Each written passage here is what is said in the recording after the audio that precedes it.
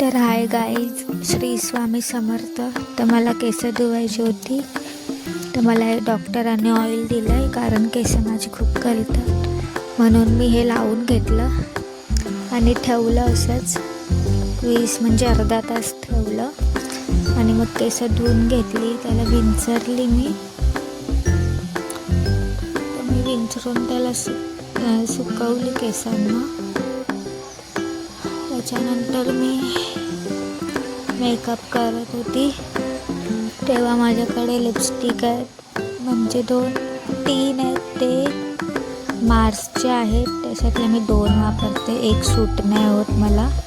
आणि 3 अजून आहेत ना, ह्या मार्सच्या आहेत आणि ह्या 3 लवरच्या आहेत.